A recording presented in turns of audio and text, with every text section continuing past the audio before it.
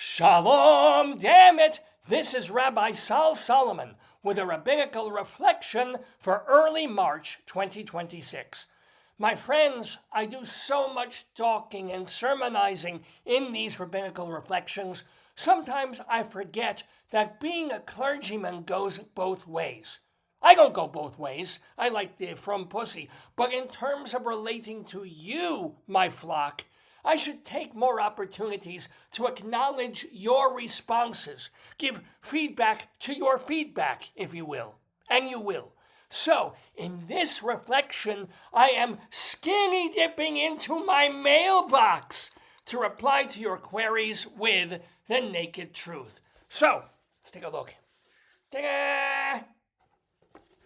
Back in June of last year, I expressed worry that Zoran Mamdani would become the mayor of New York City, which, alas, came to pass. A YouTube viewer wrote, Zoran's refusal to acknowledge the existence of Israel as a Jewish state during the debate is telling. Darn tootin' it's telling, and I told you so. Big surprise that last week's joint attack by the United States and Israel on Iran led Mamdani to hyperventilate about what he termed a catastrophic escalation in an illegal war of aggression. No word about the thousands of Americans who died directly or indirectly at the hands of the last two cockamamie Khomeinis. No memory of the American hostages held for more than a year during the Carter administration. No acknowledgement of the mass executions these dictators have ordered of their own people all the way from 1988 through last week. Zoran, you may think President Trump is a bad guy. Sometimes he is a bad guy, but he took out a worse guy. And if you ignore the difference, you're dumber than the left-wing schmucks who voted for you. Also, last summer, go back into the mailbox here. When media was running the false narrative of Palestinian children languishing because Israel was blocking their food supplies, an Arab Facebooker chided me. He wrote, "You laugh on Palestinians dying of hunger." No, I don't laugh on Palestinians dying of hunger. I laugh at Palestinians dying of hunger, but only because it's not true. Or, if it were true, it's because Hamas created the conditions for starvation. They started a war with an act so barbarous, starvation is too good for them. And, might I add, that a Jewish poster then joined the conversation thread and wrote, "Spot on, Rabbi, preach on." I will, my friend. And I do have a spot on my x-ray that my neurologist is looking at. Oh, but wait, there's more.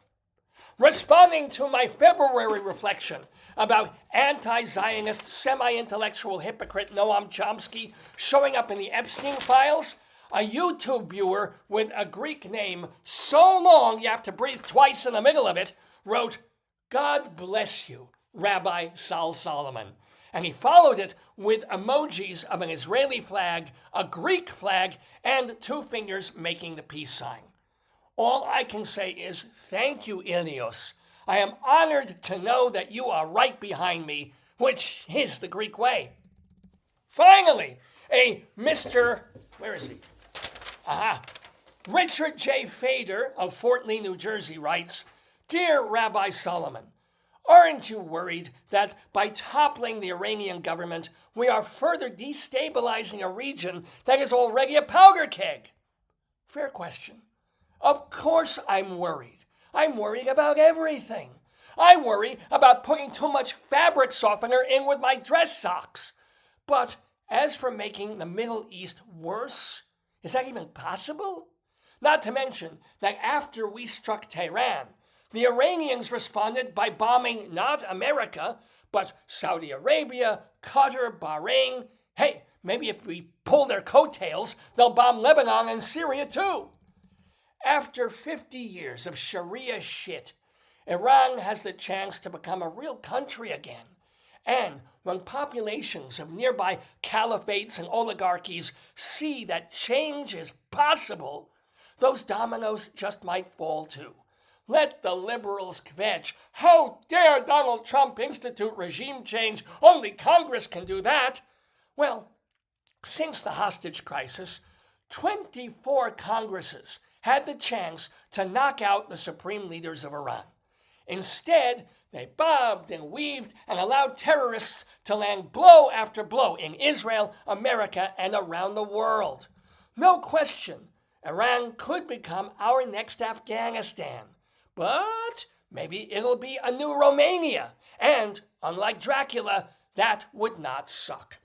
If you want to write to me, and why wouldn't you, please address your letters to Shalom Dammit at AOL.com. That's Shalom Dammit at AOL.com. Now, I admit our mail carrier has a hard time delivering those letters, but I do get them, and I appreciate the time you take to engage with me, particularly when you glorify and exalt me. For now, though, it's time to close the mailbox and wait for your missives to pour in. I can't wait. I can wait. I will wait, but I embellish.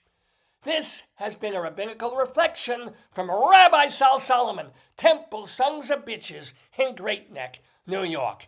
I've got mail! I've got mail! I've got mail!